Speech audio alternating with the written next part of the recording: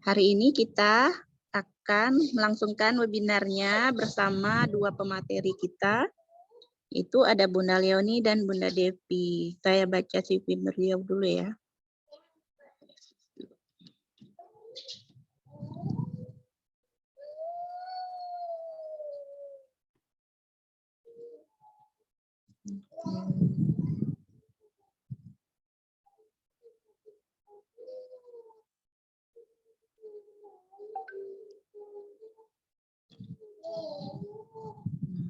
Perkenalkan, pemateri kita yang pertama yaitu ada Bunda Leoni Yulia Dewi. Dia adalah seorang ibu rumah tangga yang memiliki 2 putra yang usianya 3 tahun dan 1 tahun. Domisili saat ini di Jimbaran, Bali. Nah, selain perannya menjadi ibu rumah tangga, beliau juga menjalankan usaha online dan sedang aktif dalam Badan Pengusaha Pemilu. Fun fact beliau yaitu menyukai dunia anak-anak dan senang belajar hal baru.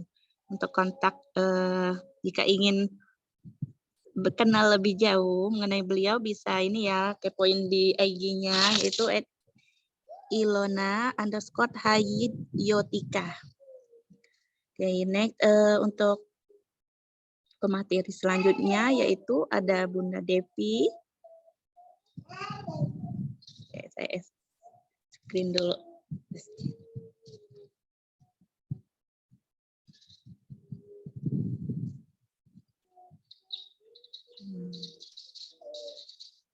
Beliau juga seorang ibu rumah tangga yang memiliki seorang putra berusia 5 tahun, berdomisili di Cikarang Utara, Kabupaten Bekasi.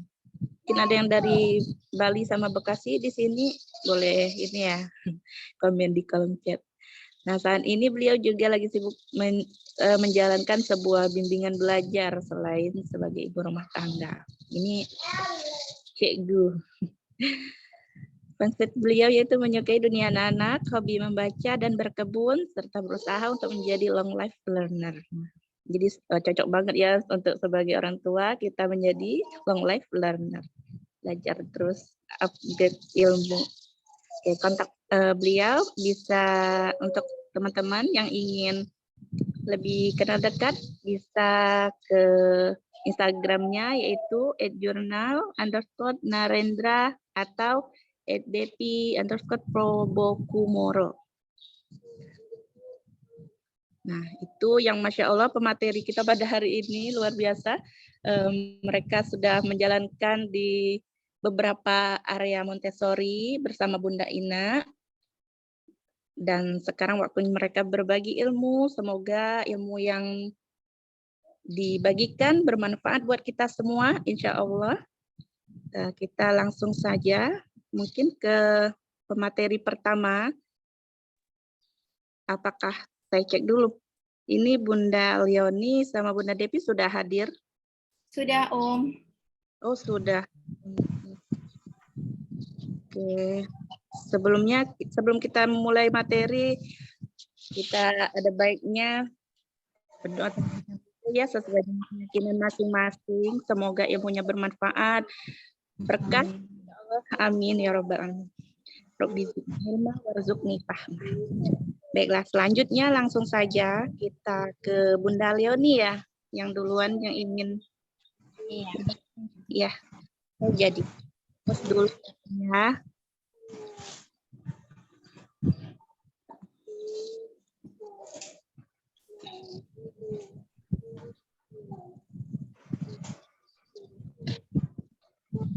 Silakan kepada Bunda Leoni.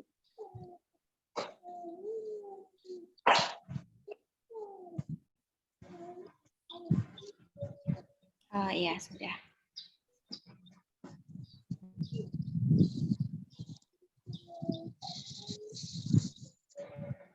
Ya, baik. Selamat pagi semuanya. Terima kasih sudah hadir di Zoom meeting dalam tema stimulasi indera pada stimulasi indera dalam perkembangan bahasa anak. Di sini saya tadi sudah diperkenalkan oleh Uma Omer. Terima kasih sudah perkenalannya sebagai moderator. Sekarang saya yang pertama akan menjelaskan materi pertama, jadi sejarah singkat saja tentang Montessori itu seperti apa. Mungkin banyak yang belum mengenal apa sih metode Montessori itu. Lalu selanjutnya akan saya membahas mengenai stimulasi indera pada area sensorial di metode Montessori itu seperti apa. Saya izin share screen.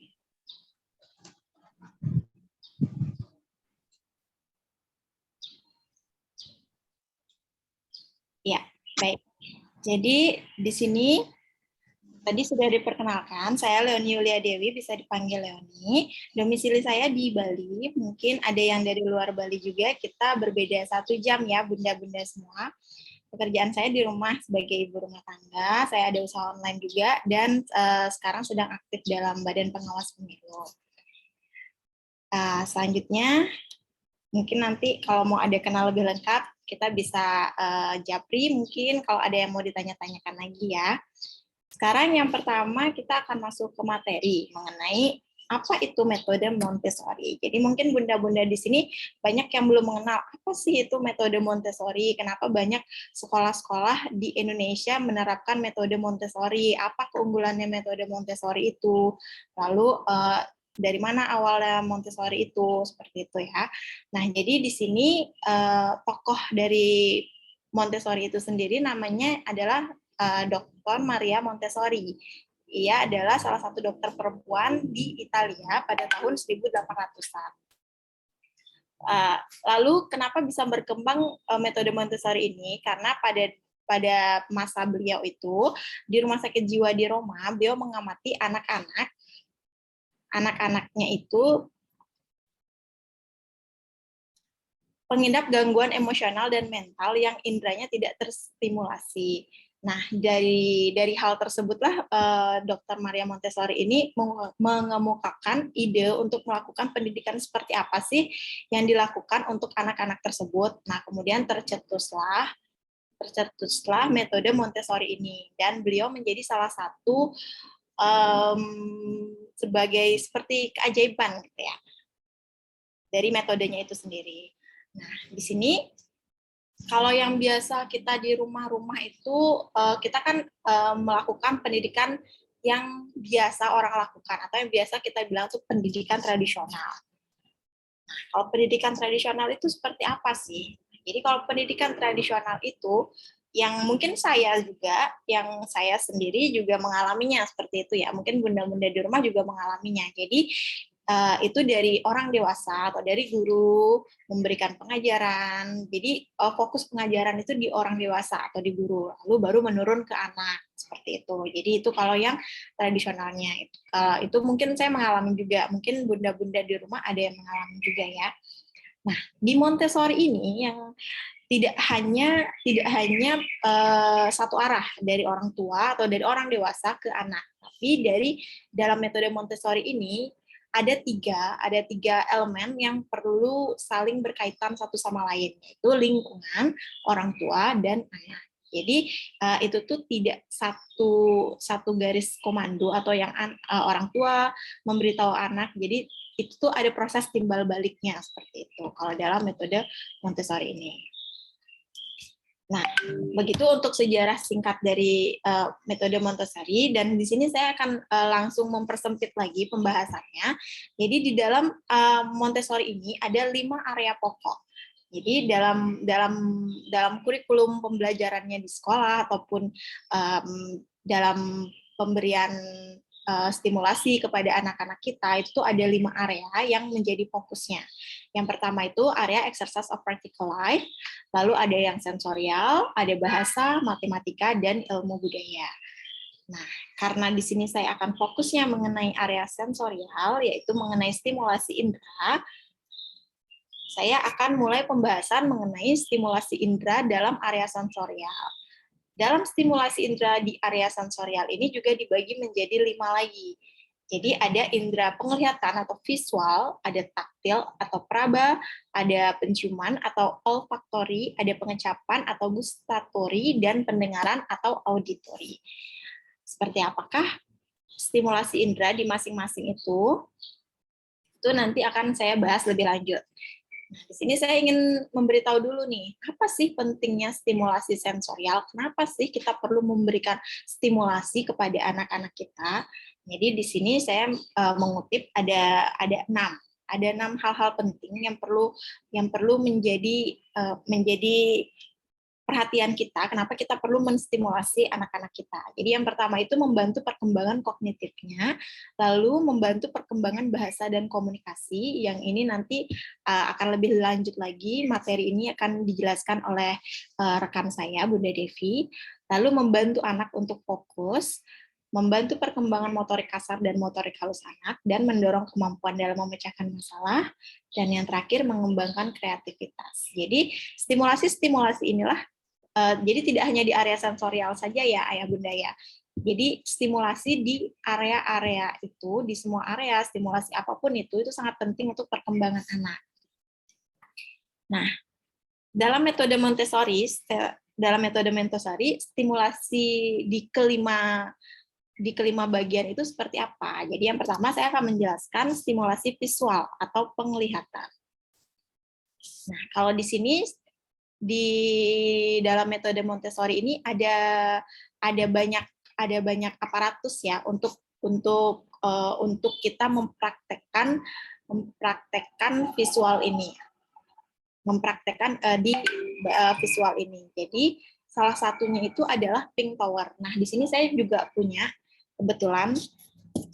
kebetulan punya aparatus aslinya. Jadi dia bentuknya seperti ini. Ini Pink Tower. Dia terdiri dari 10 kubus merah muda, dan dengan ketebalannya itu berbeda. Jadi ukuran terkecilnya itu adalah 1 cm dikali 1 cm, seperti ini Bunda. Nah, dan ukuran terbesarnya itu adalah 10 cm kali 10 cm. Jadi nanti prakteknya anak itu akan disuruh untuk menyusun seperti ini. Apa sih manfaatnya? Jadi dari manfaat untuk menyusun Pink Tower, atau yang mungkin bisa dilihat di slide saya, manfaatnya itu adalah mengembangkan kemampuan anak untuk membedakan dimensi berdasarkan petunjuk visualnya. Jadi anak-anak dia tahu. Jadi ketika dia meletakkan yang ini, lalu dia meletakkan yang ini, tapi ada yang ini yang lebih besar lagi di sebelahnya. Jadi anak-anak tahu yang mana sih yang sebenarnya yang harus kita dahulukan, seperti itu. Lalu koordinasi mata dan tangan, dan mengembangkan konsentrasi dan kemandirian anak, menyiapkan anak untuk memahami konsep matematika. Jadi dalam Pink Tower ini juga membantu kita untuk mengajarkan anak konsep matematika, berhitung angka 1 sampai 10 begitu.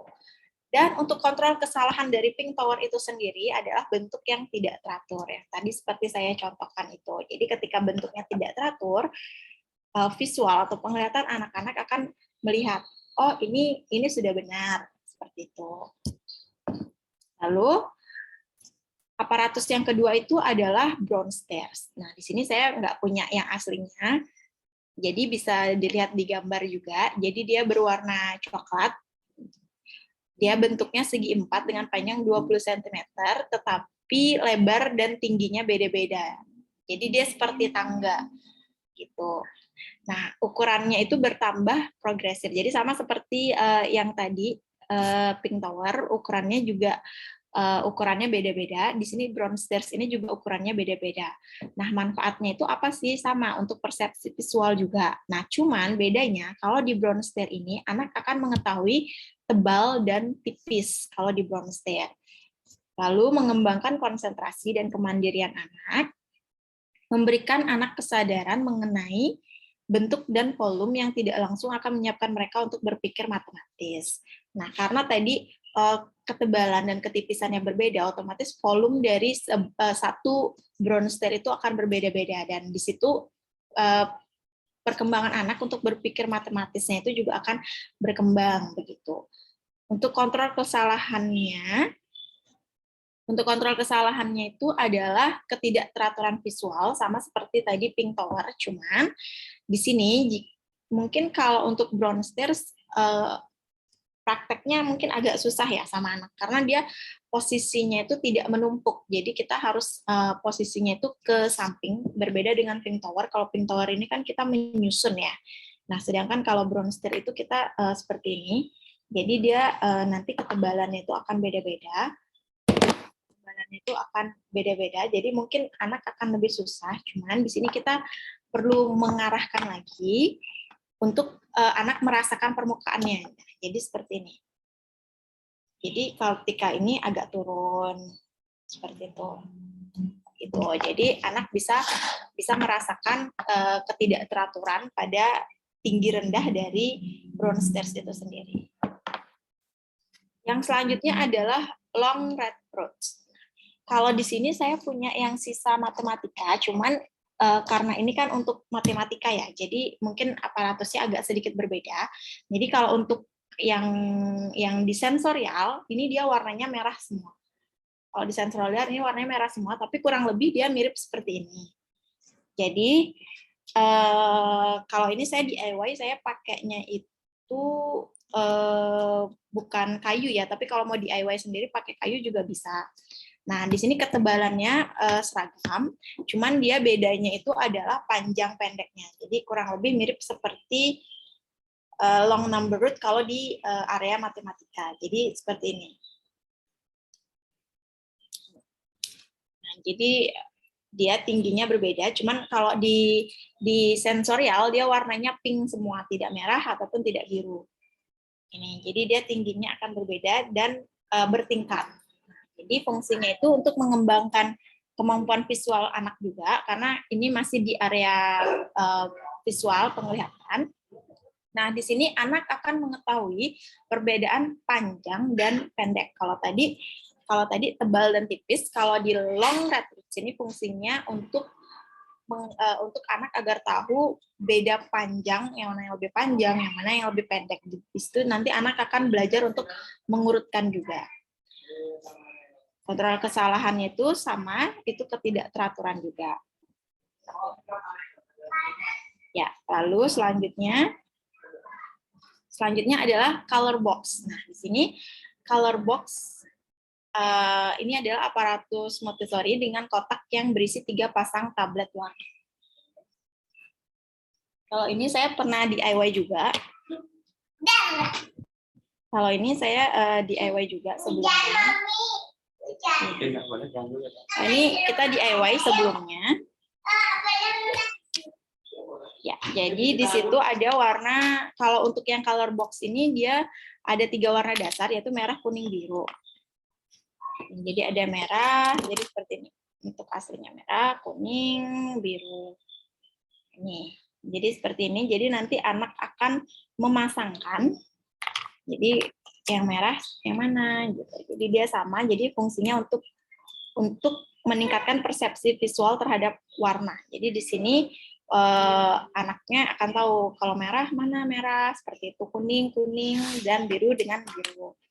Lalu membedakan warna, lalu menyiapkan warna untuk memahami konsep pemasangan. Jadi di dalam matematika juga ada konsep pemasangan, dan ini kita belajarnya di color box juga. Selanjutnya color box yang kedua sama, kita menggunakan warna, cuman bedanya adalah di sini ada 11 pasang warna. Nah, 11 pasang warnanya ini ada tambahan warna ungu, hijau, orange, merah muda, coklat, abu-abu, hitam, dan putih. Di sini kebetulan saya kemarin DIY-nya yang color box 1. Jadi kalau mau DIY juga sama seperti ini. Jadi nanti dia ditambah warna ungu, hijau, orange, merah muda, coklat, abu-abu, hitam, dan putih. Manfaatnya juga sama untuk meningkatkan persepsi visual terhadap warna, untuk membedakan warna. Jadi di sini juga anak akan belajar lebih banyak warna, karena yang sebelumnya kan hanya 3 warna, merah, biru, kuning. Kalau di color box 2 ini anak akan tahu lebih banyak warna. Jadi warna abu-abu, warna coklat, warna hitam, dan warna putih itu anak-anak juga akan tahu. Nah, kontrol kesalahannya juga sama, warna yang tidak cocok atau ketidakteraturan visual.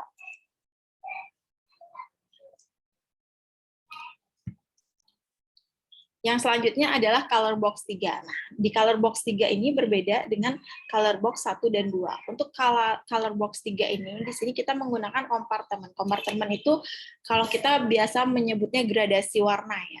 Nah, jadi ada gradasi warna. Di sini isinya 9. Jadi ada 9 gradasi warna. Jadi ada 9 tingkatan warna. Di sini saya belum pasang, cuman saya ada contoh gradasi warnanya. Nah, jadi seperti ini. Jadi anak-anak akan belajar mengenai mengurutkan warna dari yang paling gelap ke yang paling terang. Jadi dari color box 3 ini anak akan tahu mana warna yang lebih gelap, mana warna yang lebih terang. Jadi seperti ini. Jadi nanti kalau mau DIY, tenang aja, nanti ini kita akan bagiin di akhir Zoom meeting untuk printable-nya. Jadi seperti ini untuk yang kompartemen terpisahnya itu, untuk yang tablet warna gradasi, seperti ini.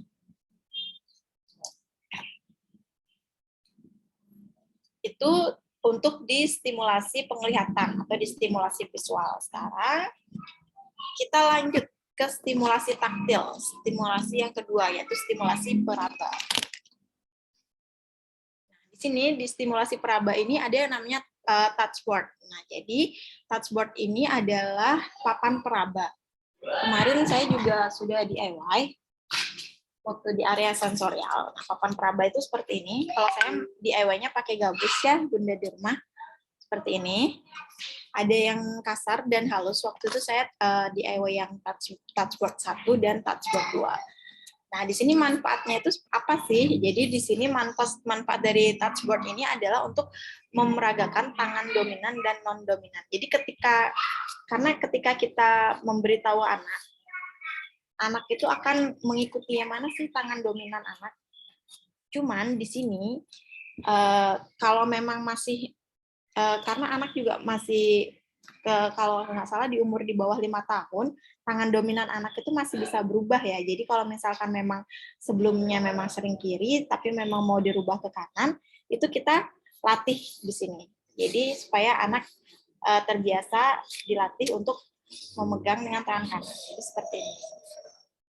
Nah, di sini juga memberikan anak kesadaran bahwa mereka bisa merasakan tekstur, menambah kosakata anak, dan konsep matematika lagi di touchboard ini ada, yaitu simetri, papan raba, dan juga tingkat kekasaran. Ini yang touchboard 2. Lalu, seperti apa sih touchboard 1, 2, dan 3 itu? Ya, ini bisa dilihat di slide. Untuk touchboard 1, 2, dan 3, ini bisa lihat di slide. Jadi yang touchboard 1 itu hanya terdiri dari 2, sisi kasar dan sisi halus. Sisi kasar dan sisi halus yang saya pegang ini adalah touchboard yang 2. Jadi dia kasar, halus, kasar, halus. Dan di touchboard 3 itu adalah tingkat kekasaran. Jadi semuanya kasar, cuman dia berbeda tingkatannya. Jadi dari yang paling kasar, sedang, lalu halus, dan yang paling halus. Waktu itu saya DIY ini pakainya amplas. Jadi kalau bunda-bunda di rumah juga mau DIY bisa pakai amplas dengan ketebalan yang berbeda-beda untuk touchboard yang 3. Begitu. Ya, lanjut. Di area taktil ini ada touch tablet. Nah, kalau touch tablet ini saya belum punya DIY-nya. Jadi kalau mau buat di rumah juga sama seperti touchboard 3. Jadi dia tuh tapi di touch tablet ini dia memasangkan. Jadi kita membuat beberapa pasang tablet, Nah, jadi nanti anak akan memasangkan teksturnya yang sama. Jadi kasar dengan kasar, halus dengan halus, sangat kasar dengan sangat kasar gitu. Jadi anak akan lebih membedakan dia. Kalau di touch tablet ini jadi anak tahu ketika dia yang mana sih yang sama, halus dengan halus yang mana, yang kasar dengan kasar yang mana, seperti itu. Di sini manfaatnya untuk mengembangkan indera peraba anak, karena anak kan harus meraba untuk mengetahui tingkat kekasarannya yang sesuai yang mana untuk dipasangkan ya. Lalu mengembangkan kontrol motorik, menemukan perbedaan lewat perabaan, membangkitkan kesadaran akan tekstur permukaan, dan menstimulasi tangan dominan. Seperti itu. Dan yang terakhir untuk di taktil adalah thermic bottles. Jadi di sini thermic bottles itu apa sih? Jadi di sini itu terdiri dari botol-botol yang berisi air, diisi air itu dengan tingkat suhu yang berbeda-beda. Jadi kalau di sini tingkat suhunya itu berbeda-beda. Jadi dari yang sedang, jadi kalau di rumah mau praktek bisa pakai botol apa aja bisa. Jadi kalau saya waktu itu saya DIY pakai ini, cuman ini waktu itu saya tutup. Jadi waktu saya pakai thermic bottles ini tidak saya tutup karena di sini fungsinya untuk membedakan suhu. Jadi kalau tidak ditutup tidak masalah. Jadi karena isinya sama semua yaitu air, cuman bedanya suhu airnya yang berbeda-beda. Jadi di situ kita pakai suhu air yang biasa, panas, lalu dingin. Jadi di situ anak akan memasangkan kembali. Jadi cara bermainnya dengan anak itu adalah anak memasangkan dengan suhu yang sama. Gitu. Di sini manfaatnya itu adalah untuk mengembangkan kepekaan anak terhadap temperatur dalam mengidentifikasi suhu yang berbeda-beda. Itu untuk yang taktil yang kedua. Lalu lanjut ke stimulasi ketiga, yaitu olfaktori atau penciuman.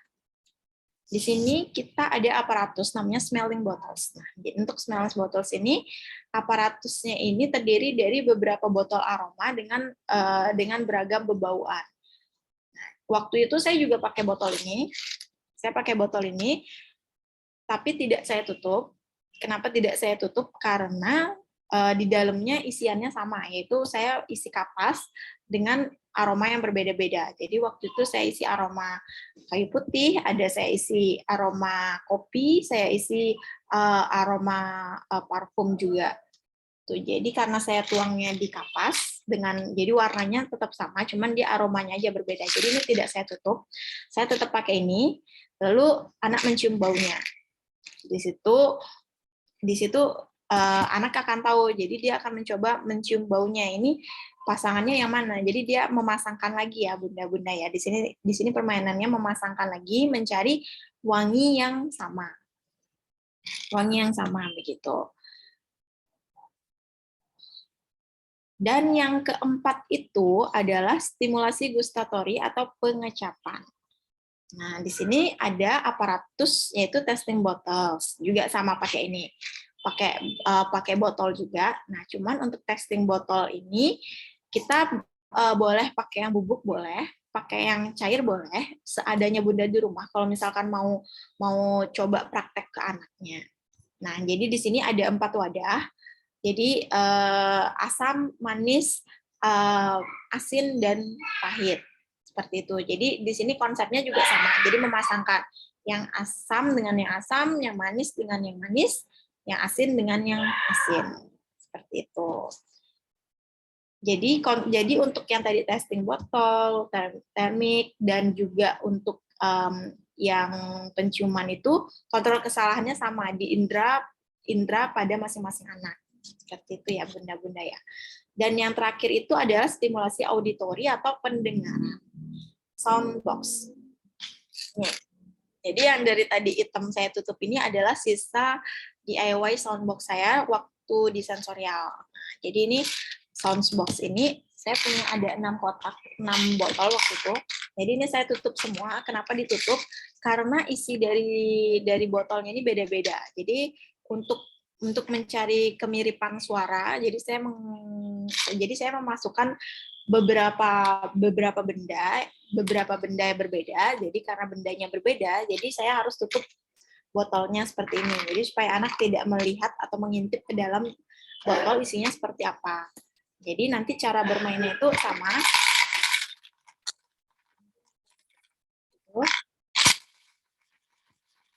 Jadi nanti anak akan membedakan suaranya, lalu memasangkan kembali yang mana suaranya yang sama. Kontrol kesalahannya tetap pada pendengaran anak.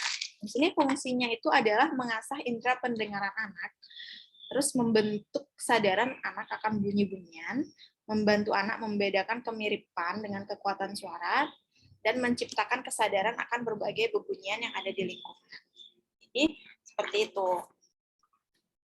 Nah, jadi ketika kita mempraktekkan dengan anak-anak, Bunda jangan terlalu berekspektasi tinggi ya Bunda ya. Jadi tidak apa jika anak-anak itu salah, misalkan dia ketika main soundbox, salah dia memasangkan, itu tidak apa-apa Bun, karena saya sendiri ketika praktek di rumah dengan anak itu bisa berulang-ulang kali baru anak benar memasangkan, karena disitulah fungsinya kita ketika kita praktek nanti, mungkin kalau Bunda punya catatan kita bisa catat, jadi perkembangan anak seperti apa. Jadi misalkan praktek pertama kesalahannya seperti apa, nanti kita ulang lagi di praktek selanjutnya. Jadi jangan langsung diinterupsi anaknya, jadi biarkan saja dulu anaknya melakukan aktivitas itu, melakukan aktivitas sensorial itu, biarkan dulu, nanti kita ulang lagi di yang selanjutnya baru kita benahi lagi seperti itu.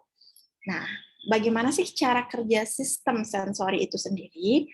Nah, jadi informasi sensorik seperti yang ada di 5 area yang tadi sudah saya jelaskan itu, dia akan masuk melalui jalur saraf dan masuk ke sistem saraf pusat di otak anak-anak, dan itu akan berubah menjadi respon. Jadi misalkan ketika informasi sensoriknya ada seperti ini, di sini kita tahu nih, oh ternyata ini suaranya keras, lalu misalkan ini, oh ini lebih keras lagi seperti itu. Jadi anak-anak akan bisa memberikan respon seperti itu untuk cara kerja dari sistem sensori itu sendiri. Lalu bagaimana jika kekurangan stimulasi? Apa yang terjadi jika anak-anak itu kekurangan stimulasi? Nah, sensori yang tidak terstimulasi dengan baik itu, informasi yang diterima dengan info sensori itu juga akan sedikit ya Bunda-Bunda ya. Jadi tentu saja ketika anak tidak terstimulasi dengan baik atau kurangnya stimulasi yang baik, itu akan berdampak pada tumbuh kembangnya anak. Itu. Jadi di sini sangat penting sekali kita menstimulasi anak dengan stimulasi segala indera anak-anak itu, karena itu sangat penting untuk perkembangan anak-anak itu sendiri. Nah, ketika kita memberikan stimulasi kepada anak, apa sih yang perlu kita perhatikan?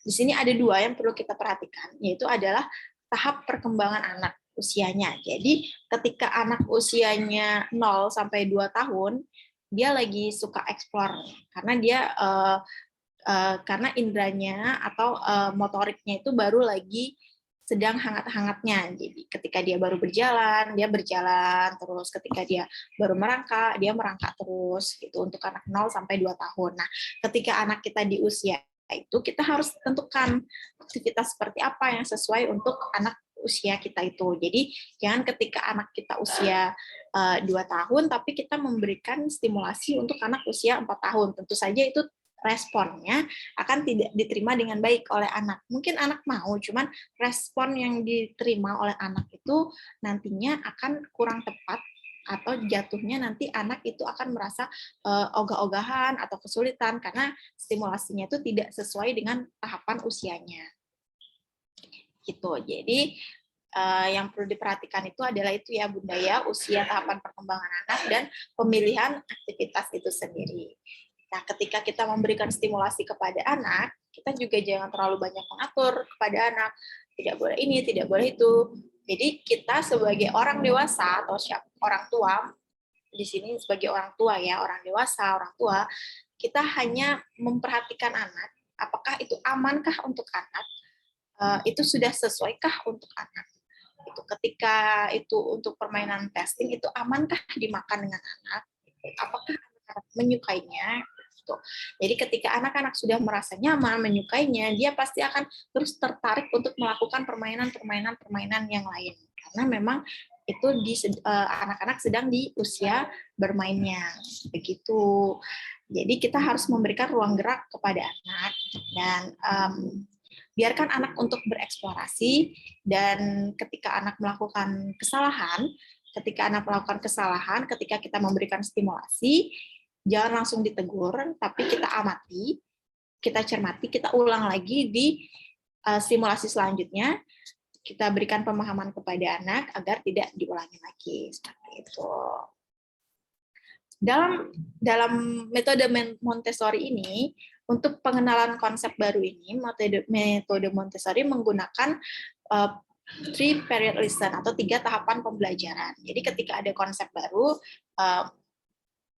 jadi di sini kita biasanya mengenalkannya tuh dengan 3 tahapan. Yang pertama, mengenalkan satu persatu. Misalkan ini adalah gitu. Ini seperti ini, misalkan ini adalah apa? Ini warna, ini adalah ini adalah color box warna merah seperti itu. Ini adalah color box warna biru. Ini adalah warna kuning. Ini warna biru, ini warna kuning. Jadi seperti itu. Nah, nanti tahapan yang kedua baru kita minta tolong ke anak. Coba tolong tunjukkan yang mana warna merah. Jadi anak akan menunjuk yang warna biru, yang mana warna kuning. Dan di tahap yang terakhir baru kita tanya, ini warna apa? Ini warna apa? Ini warna apa? Seperti itu. Jadi untuk di konsep-konsep baru, apapun pengenalan baru kepada anak, kita di metode Montessori ini menggunakan 3 period lesson seperti tadi itu ya. Jadi kita memberitahu dulu konsep itu apa, lalu kita minta anak untuk mengulang, repeat lagi apa yang tadi kita tanya, apa yang telah tadi kita sampaikan, lalu yang ketiga baru kita tunjuk agar anak kembali mengingat ini apa seperti itu. Ya, sekian untuk presentasi saya di stimulasi indera.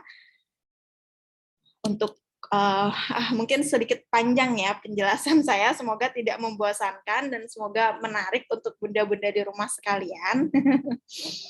Baik, Uma, saya sudah selesai presentasi di stimulasi indera ini.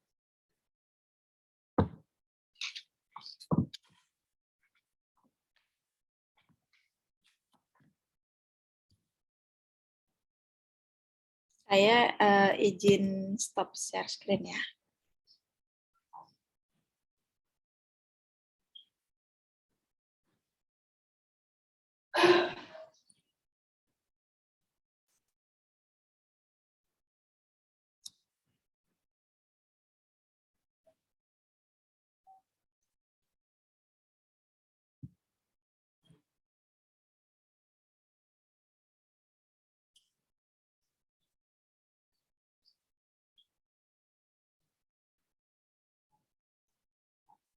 Ya, Uma.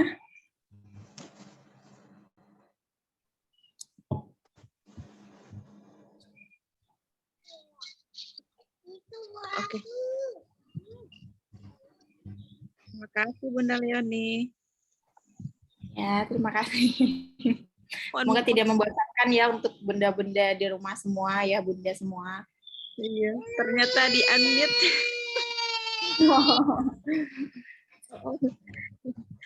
Jadi kita lanjut ke materi selanjutnya dulu ya, Bun. Iya, baik. Karena waktunya juga sudah ini ya, sudah pukul 10.42. Baiklah, langsung saja kepada Bunda Leoni. Maaf, Bunda Depi. Ya, nanti teman-teman yang ingin bertanya boleh di kolom chat. Atau nanti setelah Bunda Depi selesai pemateri kedua, boleh nanti respon, oke? Baiklah, saya serahkan kepada Bunda Depi. Baik, terima kasih Uma. Saya screen dulu ya.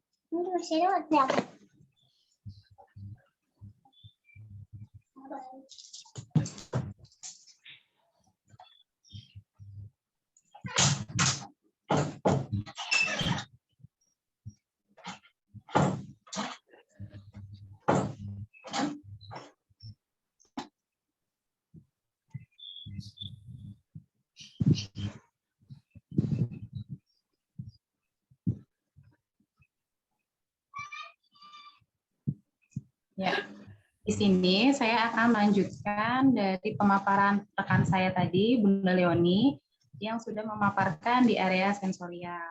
Bagaimana cara menstimulasi anak dari usia 0 sampai sekitar 4 tahun ya. Jadi mengingat betapa pentingnya area sensorial untuk area bahasa ini, maka saya akan melanjutkan apa sih area bahasa itu dan bagaimana stimulasi yang baik di area bahasa ini. Jadi materi yang akan kita pelajari di area bahasa ini yaitu yang pertama keterampilan bahasa menurut Maria Montessori, yang kedua hubungan area bahasa dengan area sensorial, yang ketiga membaca di usia dini, yang keempat tahap pra membaca dan tahap membaca 3 sampai 6 tahun. Lalu yang kelima ada aparatus di area bahasa, jadi kita nanti akan mengenal beberapa aparatus di area bahasa dan kegunaannya, lalu mengenal fonik atau bunyi suara huruf, pink series, dan blue series, serta green series. Baik, yang pertama, keterampilan bahasa menurut Maria Montessori, yaitu kekuatan manusia mentransformasi lingkungan mentah menjadi peradaban.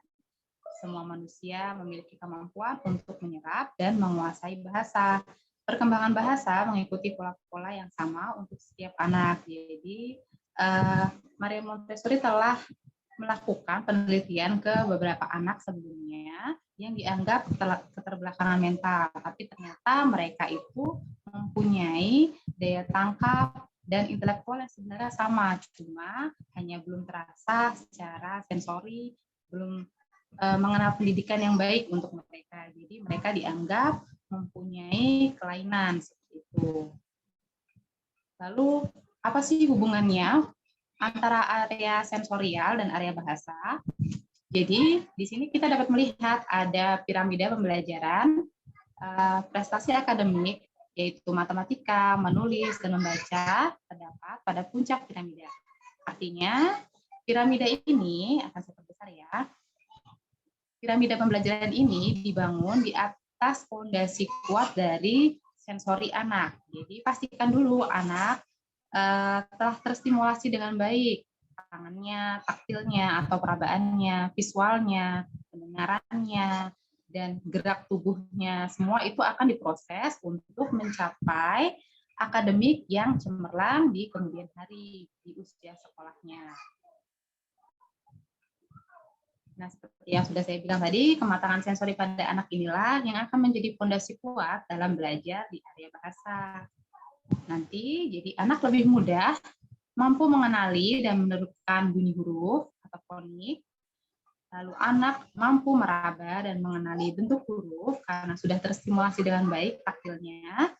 Dan anak mampu menyusun huruf sesuai dengan nama objek. Jadi di dalam Montessori ini nanti anak akan diperkenalkan dengan objek nyata seperti bola. Bola itu hurufnya apa saja gitu. Jadi pastikan anak sudah mendengar bunyi hurufnya langsung dan mampu mengenali bentuk hurufnya.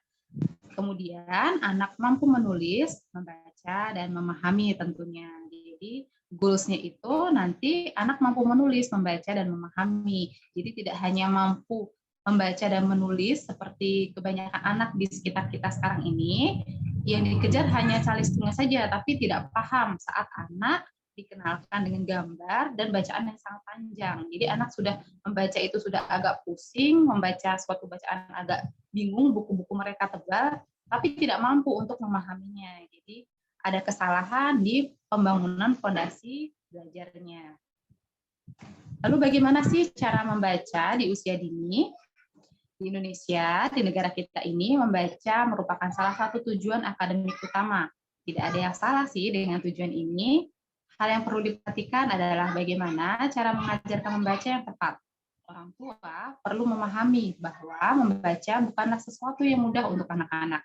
Sama halnya seperti kita mempelajari bahasa baru yang asing. Jadi, anak-anak itu akan bingung pada usia sekolahnya ini, kenapa sih aku dikenalkan dengan huruf-huruf ini?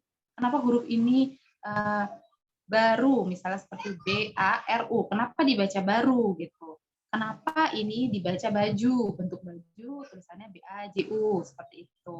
Kenapa harus seperti ini? Jadi mereka nggak kenal gitu, jadi seperti istilah tak kenal maka tak sayang. Anak-anak itu bingung, merasa asing dengan huruf-huruf, dengan huruf-huruf yang disusun banyak gitu, mereka akan pusing sendiri. Jadi dengan metode Montessori ini, di metode Montessori ini memiliki serangkaian program membaca yang membantu anak-anak memahami proses sulit dan kompleks menjadi lebih mudah, mengenalkan anak dari objek konkret atau nyata ke abstrak. Jadi di metode ini kita nanti akan dikenalkan dengan tahapan-tahapan. Anak akan dikenalkan dengan tahapan-tahapan sesuai dengan usianya.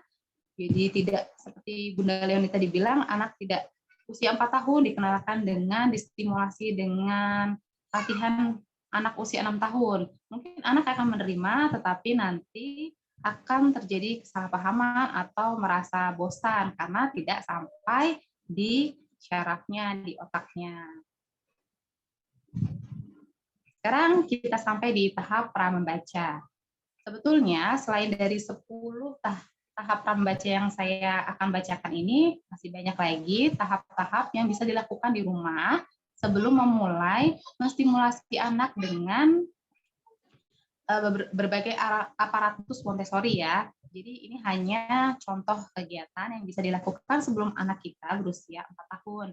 Yang pertama yaitu bercakap-cakap. Jadi saat bayi mulai lahir itu belum bisa bicara atau belum bisa mengucapkan sepatah kata apapun, sebaiknya kita tetap mengajaknya bicara, bercakap-cakap. Karena bercakap-cakap ini nanti akan sangat berpengaruh bagi di usia prasekolahnya. Jadi ini disebut periode sensitif ya di Montessori. Dokter Montessori itu membagi 6 periode sensitif, yang salah satunya yaitu pada bahasa. Jadi periode sensitif pada bahasa ini akan berguna untuk anak usia 6 tahun ke atas, anak yang terstimulasi dengan baik, diajak bercakap-cakap setiap hari sejak dia 0 bulan sampai usia 6 tahun, hasilnya akan berbeda dengan anak yang tidak terstimulasi. Bahkan yang tidak terstimulasi itu nanti akan ada kerusakan di otaknya, dan itu biasanya tidak bisa diobati ya, tergantung dengan derajat kerusakannya itu. Jadi sayang sekali jika anak tidak diajak bercakap-cakap sejak usia 0 bulan. Lalu yang kedua, kita bisa mengajarkan anak dengan mendengarkan cerita. Lalu bernyanyi, itu sesuatu yang sangat menyenangkan ya untuk anak-anak. Dan ada membacakan buku cerita, sesuai dengan umurnya tentunya.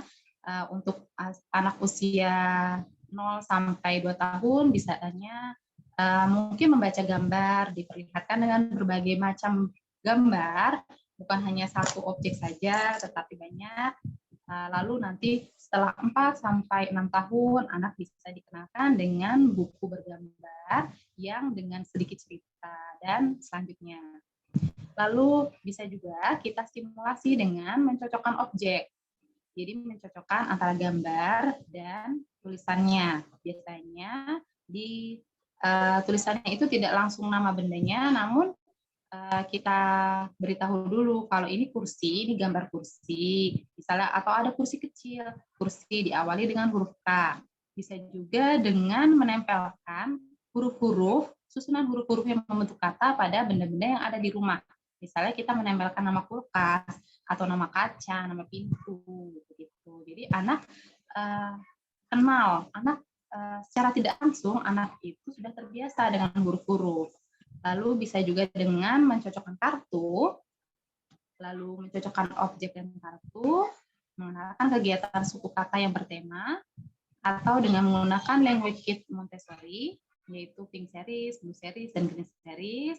Dan sama seperti Bunda Leoni tadi, kita mengenal 3 period lesson. Jadi di dalam Montessori ini ada 3PL ya, yaitu 3 period lesson, yaitu kegiatan menambah kosakata anak dengan mengenalkan berbagai macam hal seperti warna, nama bentuk, SPL, nama hewan, serta mengenalkan kosakata baru. Jadi contohnya untuk area bahasa ini, kita bisa mengenalkan beberapa gambar, misalnya gambar jerapah, gambar gajah, ataupun gambar zebra. Jadi nanti kita sebutkan salah satunya, misalnya ini.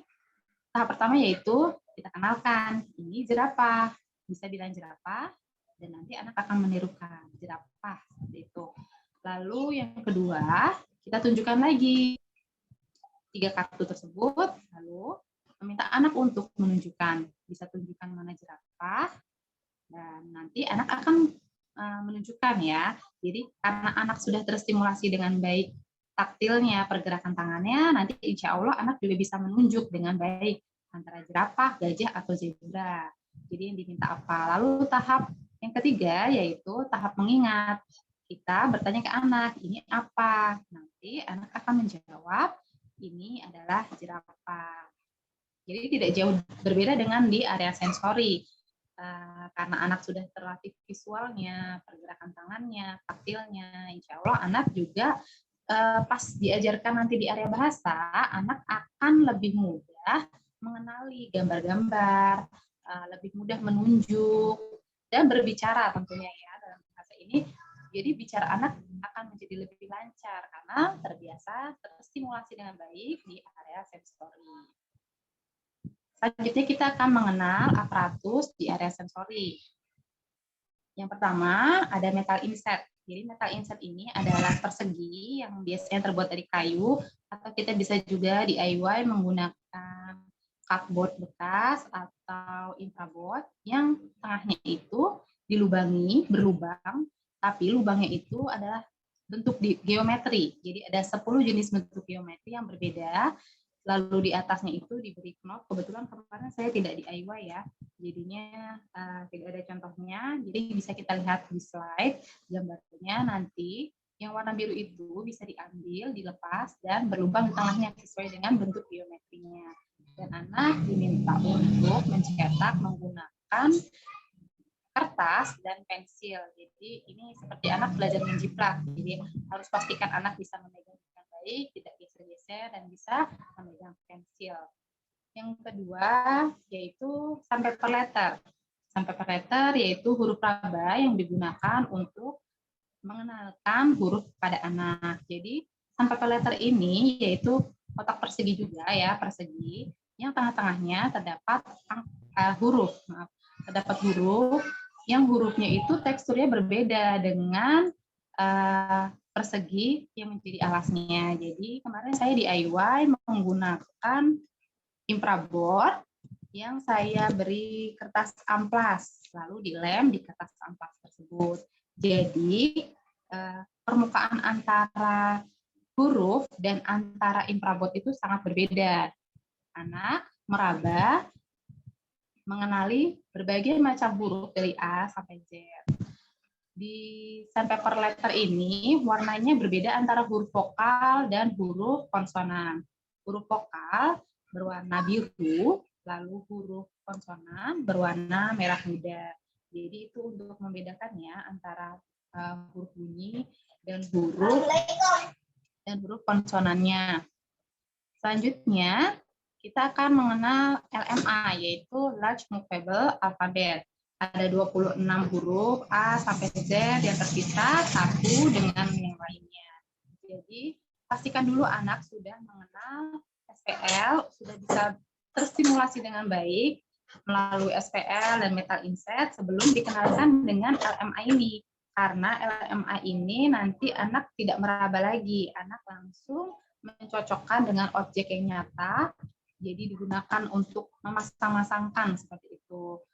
Jadi pastikan anak sudah mengenal dulu bunyi huruf dan bentuk hurufnya. Jadi saat belajar menggunakan LMA, anak sudah terlatih dengan baik. Jadi kita kenalkan dulu foniknya terlebih dahulu ya.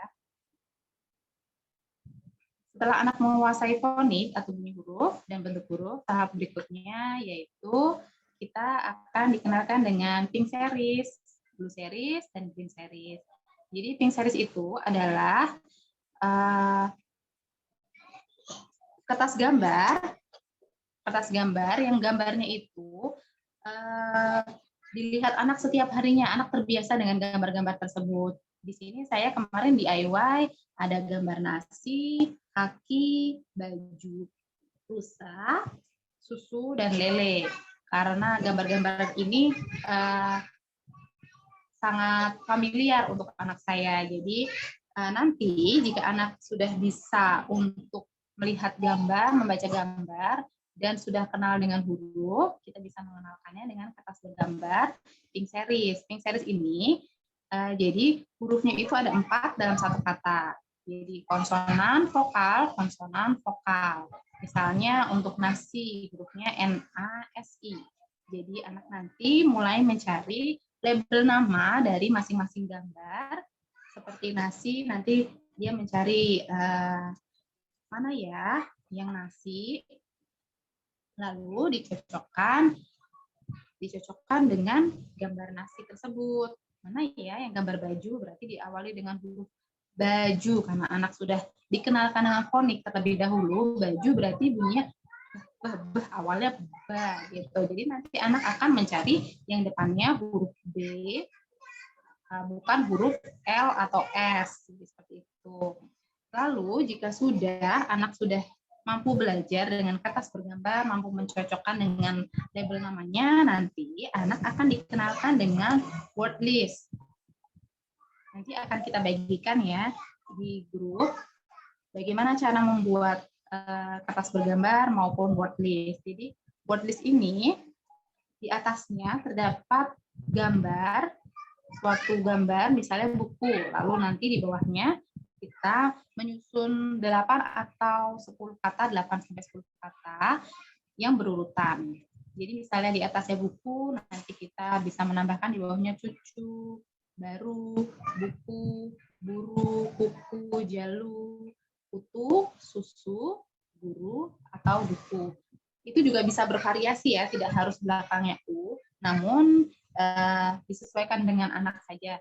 Jika anak belum mampu untuk baca dengan huruf vokal yang berbeda-beda, bisa juga alternatifnya disesuaikan atau disamakan dengan kata-kata yang huruf vokalnya sama terlebih dahulu. Lalu di Pink Series kita juga mengenal ini, ada contoh kalimat dan gambarnya. Jadi ada gambar, lalu kita mengenalkan apa sih kalimat itu. Kalimat itu adalah susunan dari kata-kata yang depannya huruf kapital dan diakhiri dengan tanda titik. Jadi kita memperkenalkannya bertahap ya, tidak langsung semuanya diperkenalkan kepada anak, kita kenalkan bertahap, diawali dengan kertas bergambar, lalu word list, dan baru kalimat. Jadi tidak buru-buru, disesuaikan dengan kemampuan anak. Lalu selanjutnya setelah Pink Series, kita akan mengenal Blue Series. Kita akan mengajarkan anak Blue Series itu apa sih? Blue Series itu yaitu kata dengan huruf tertutup atau kita terbiasa menyebutnya dengan kata dengan ada akhirannya. Akhirannya misalnya huruf K, L, atau G gitu. Di slide kita bisa melihat ada gambar katak, badak, becak, jeruk, bebek, dan batuk. Jadi sama seperti Pink Series, kita mengenalkan ke anak gambar-gambar yang familiar dengan anak.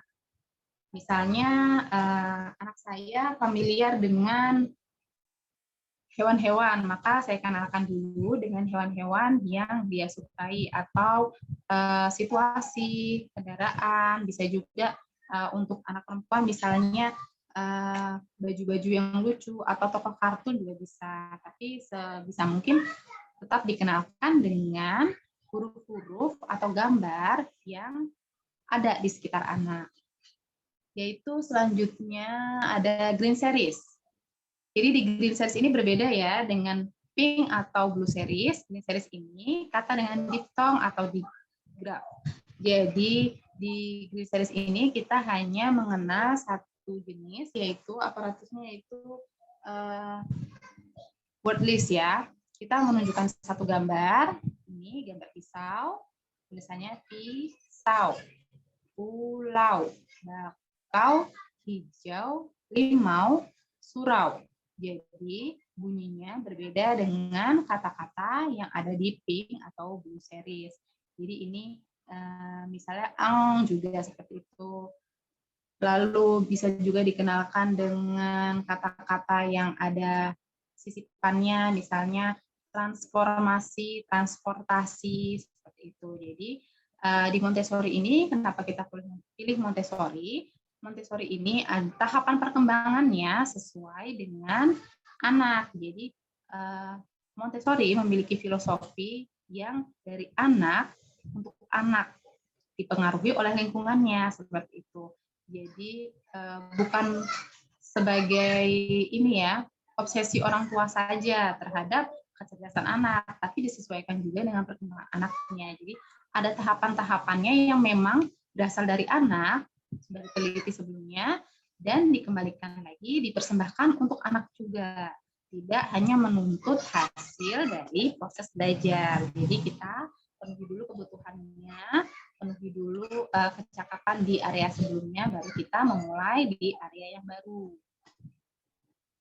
Ya, sudah sekian. Jadi ini Maria Montessori berkata, childhood is not a race to see how quickly a child can read, write, and count. Childhood is a small window of time to learn and develop a taste which is right for each individual child. Jadi itu bukan perlombaan, bukan jadi saingan gitu antara anak satu dan anak lainnya, bukan dibanding-bandingkan. Jadi anak-anak itu biarlah mereka belajar menurut kesukaan mereka terlebih dahulu. Jadi stimulasi yang cocok untuk mereka. Jadi tidak bisa dibanding-bandingkan antara individual satu dengan individual lainnya. Baik, selesai pemaparan saya di area bahasa ini. Silakan yang ingin bertanya, bisa di kolom chat ya.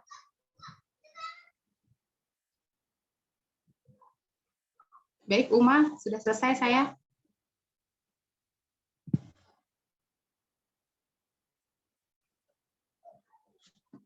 Masya Allah.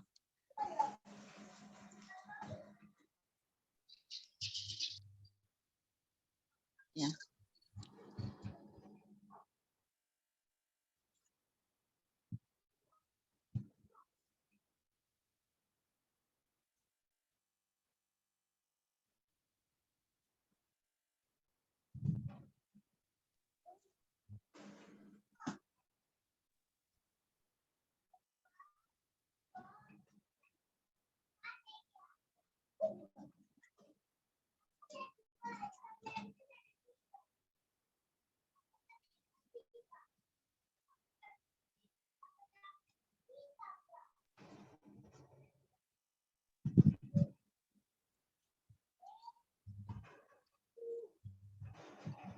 Mohon.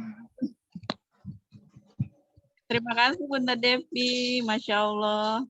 Ilmunya luar biasa ini penutupannya. Jadi anak itu bukan untuk diperlombakan ya Bun ya. Ya, benar. Masya Allah. Sedikit catatan mungkin bagi saya bahwa buat bunda-bunda yang lainnya juga ya, kalau di pelajaran untuk memulai bermontessori gitu, ada tahapan-tahapan yang kita mengajarkan anak, yaitu dengan tahapan pengenalan seperti kata Bunda Devi tadi, yang dan Bunda Leoni juga. Tadi kan dijelaskan juga untuk tahap pengenalan ya, penamaan, misalkan kita mengenalkan pertama kali itu untuk anak, misalkan menanyakan ini jerapah gitu. Coba bisa tolong sebutkan ini jerapah gitu ya Bun ya. Iya. Selanjutnya baru kita minta ditunjukin ya gitu tahap pengenalan. Bisa ditunjukin mana tadi yang jerapah gitu ya. Baru yang ketiga itu kita tanya kembali ya untuk pengingatan, ini apa gitu. Oh ini ternyata jerapah. Anaknya masih ingat, kita evaluasi. Masya Allah. Memang sebenarnya pembelajaran, jadi tidak bisa hanya sekali menggunakan, sekali belajar gitu kata Bunda Leoni juga. Tadi kan kita nggak bisa sekali misal tahu ya diulangi lagi gitu, nggak bisa mengatakan oh anak saya nggak bisa ini, nggak bisa itu, tapi sebenarnya itu mungkin stimulasinya hanya beberapa kali. Seharusnya kita ulangi lagi, kita coba lagi, stimulasi lagi, ulang, evaluasi, itu terusnya ya. Masya Allah, luar biasa. Mungkin bunda-bunda yang lain ada yang ingin ditanyakan? Raise hand. Ingin bertanya. Jadi stimulasi ini sangat penting buat anak-anak. Mungkin ada beberapa orang tua mungkin beranggapan bahwa ya sudahlah anak-anak nanti ada masanya ya. Mungkin dia bisa ngapain gitu ya, bisa mengetahui oh ini kasar, ini lembut, ini panas, itu dingin gitu dan seterusnya. Tapi seharusnya itu harus distimulasi. Dia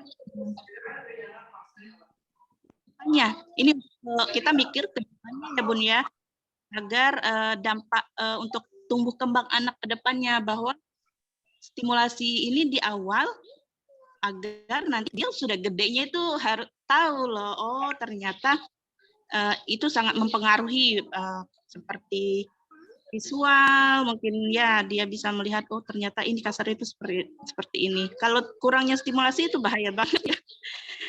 Jadi harus distimulasi. Jadi mungkin bunda-bunda di sini ada yang membersamai anak-anaknya di rumah, atau mungkin untuk para didik, anak-anak didik. Jadi itu bisa menjadi beberapa contoh untuk stimulasi para peserta didik dan anak-anaknya di rumah. Nah, mungkin sampai di sini, apakah masih ada yang ingin ditanyakan? Bunda-bunda yang hadir, boleh open mic. Insya Allah, alhamdulillah sekarang sudah pukul 11:10, nggak kerasa.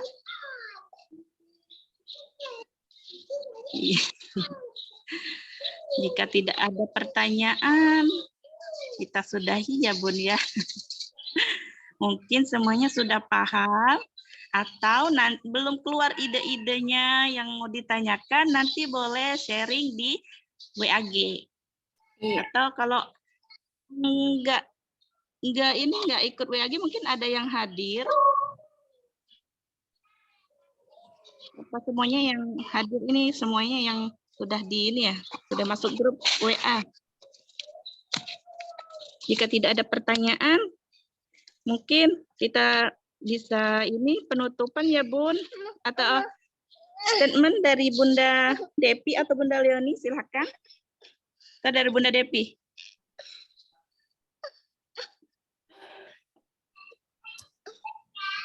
Oh ya, tadi mau kasih apa? Mau kasih hadiah Bun buat yang hadir. Untuk yang hadir, ini kita ada oleh-oleh. Saya sama Bunda Devi ada oleh-oleh printable. Iya. Jadi linknya sudah saya bagikan di chat ya. Jadi di situ nanti bisa di-download. Dan nanti kita juga slide dari presentasi saya dan Bunda Devi juga akan kami share di grup WhatsApp ya, Bunda Devi ya. Jadi nanti kalau misalkan sekarang belum ada pertanyaan, mungkin mau baca-baca dulu slide-nya supaya lebih meresap lagi, boleh. Nanti kita share materi kita di grup WhatsApp. Dan nanti kita ada agenda selanjutnya juga, ada agenda question and answer. Nanti di situ kita bisa tanya jawab lagi.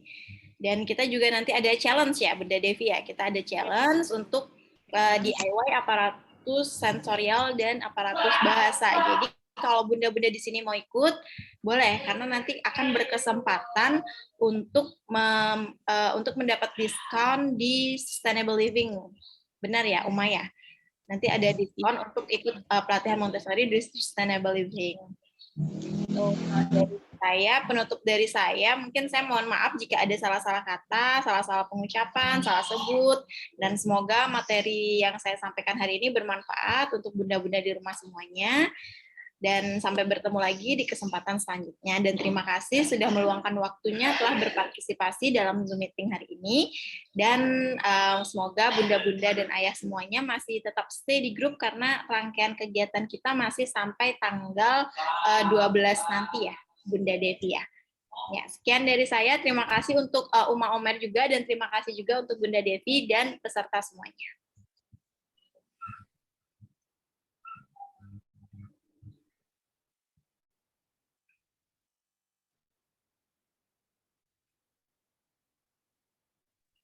Mungkin Bunda Devi ada yang mau disampaikan? Oh iya, kurang lebihnya sama ya saya. Mohon maaf jika banyak kesalahan, salah pengucapan. Jadi nanti di sini kita belajar sama-sama ya, bukan bermaksud untuk menggurui atau semacamnya. Jadi nanti kita belajar sama-sama kembali di WA Group. Nanti kita bisa tukar pikiran atau sharing tentang perkembangan anak-anak kita. Jadi semoga tidak hanya belajar di Zoom saja ya, nanti kita belajar sama-samanya, kita lanjutkan di WA Group. Terima kasih bunda-bunda yang sudah meluangkan waktunya untuk sharing bersama, belajar bersama di Zoom kali ini. Sekian, Uma.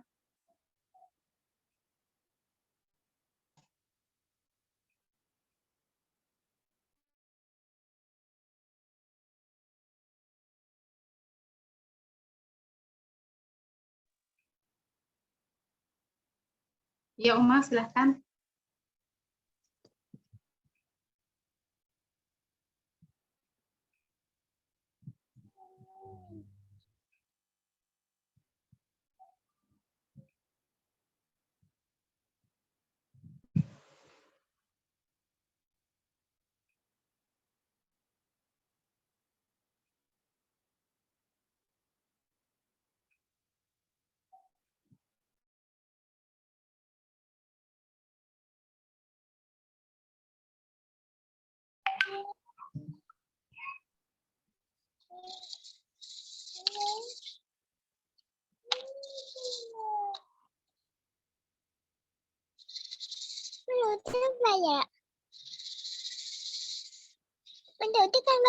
Oh iya, mohon maaf Bunda. Ini yang sepertinya agak error di mic-nya. Alhamdulillah, terima kasih ya buat peserta yang sudah berkenan hadir hari ini. Kami semua, saya selaku moderator, mohon maaf, dan pemateri juga apabila ada yang kesalahan, karena kebenaran dari Allah Subhanahu wa Ta'ala, kesalahan dari kami, ya dari kami.